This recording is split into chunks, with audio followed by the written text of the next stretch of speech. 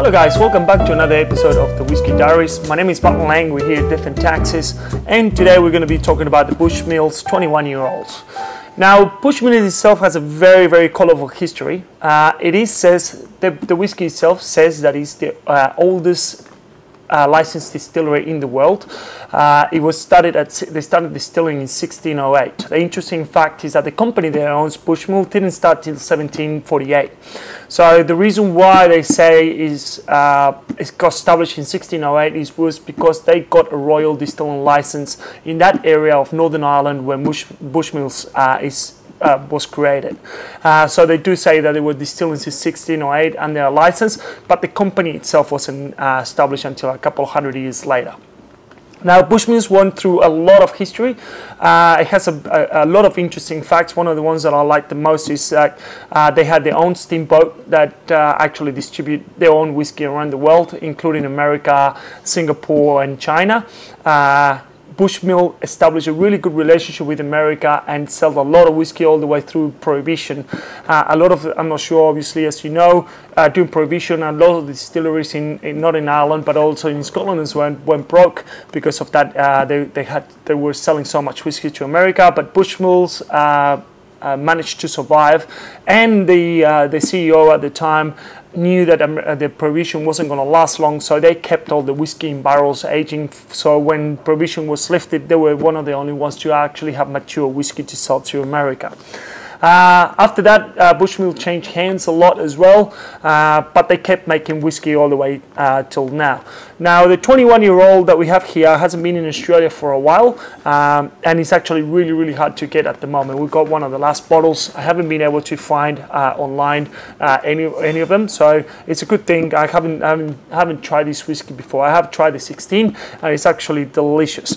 The one thing, the interesting part about Bushmills as well, in this particular, the 21-year-old, is that it's aged 19-year-olds in Oloroso and American oak, but then they add 2 years, extra years in Madeira casks.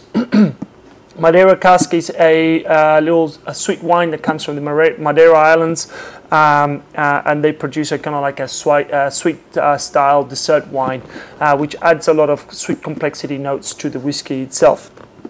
Now, the only thing disappointing about this whiskey, and even though I haven't tried it, is just the fact that it's only 40% ABV, which for me, I think that a whiskey this old should be at least 43 to 46%. It kind of like, it feels like you will lose a lot of notes on a whiskey that old behind only just 40%, which means 60% water. But that's my personal opinion. Obviously, there's a lot of people out there that 40% is perfect. The bottle comes with the number. Each bottle is numbered. So this bottle is 16575. So 16,000 bottles. And let's have a little taste. For a 21-year-old that spent 19 years in Oloroso and American oak, the color doesn't seem like it's that old. I think even the 16-year-old looks darker than that.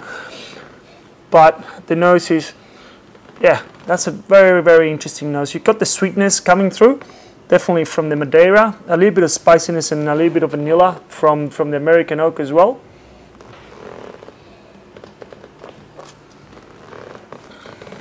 Yeah, that's really soft. It's a nice, wow, that's really nice.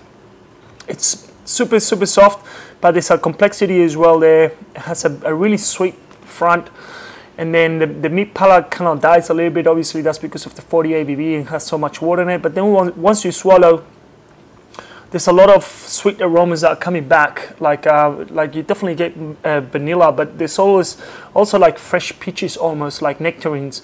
It's actually really interesting whiskey. Worth noting as well, like most Irish whiskies as well, is triple distilled, which makes the whiskey a lot lighter, which I personally as well don't think is a bad thing. It's just preferences, I guess. So guys, hopefully you enjoyed this video. We'll see you next time. Please let us know if you have any recommendations or any whiskies that you want reviews, and we'll see you next time. Slán